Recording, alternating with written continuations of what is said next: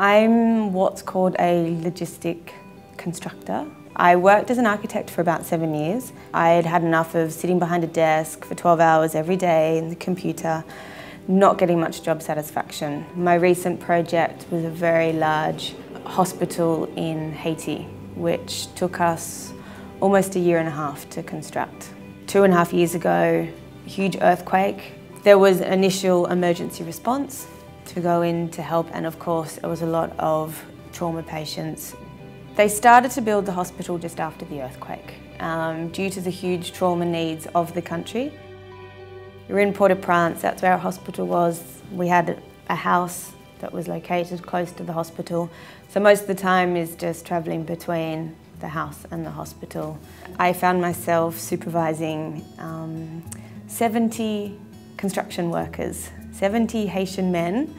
So I had to try and come in and supervise them all on a daily basis, which was challenging, fun, frustrating, exciting, yeah, everything, sometimes confronting, but very rewarding. There were a lot of people every day out the front of the gate that wanted these jobs. So I had to make sure that if we were paying them, they were coming to work, because otherwise we had hundreds and hundreds of men at the door every day wanting work. I remember when I first took over, I couldn't even pronounce half of their names, so that provided them with a lot of entertainment. We were building huge septic tanks and grease traps, so I would have guys digging while someone was preparing the concrete. There were people preparing the steel. So if I disappeared in the office for an hour to design something, I'd come back and sometimes nothing would be done. So I'm just there constantly monitoring them. There was big, strange dynamics amongst them as well. They would often fight amongst themselves. I'd have to be pulling them apart. I was the first female boss they had had. So to start off with, that was a bit different for them. But as soon as they realised that I had a little bit of knowledge and understood what needed to be done, they respected me and we had a good time. The challenge was motivation of the staff on a day-to-day basis. I found it exhausting. They knew that if they worked harder or faster or better, they would be out of a job sooner.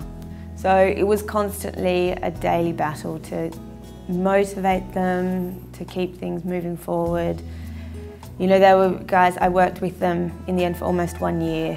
You know, sometimes having those constant daily challenges, you grow even closer with the people. They would often tell me all of their personal stories and I got to know them all very well. The best part was to be able to finally open that hospital. You know, we built this nice internal courtyard, a garden, a space, and to finally see the patients there in the rehab area on a day-to-day basis, and they'd just be sitting down. That's, to me, it's like, that's the best part. And because it was a trauma hospital, they're there for quite a long time, so you get to know some of the patients. It was nice to finally be able to say the hospital was open and see the patients coming through.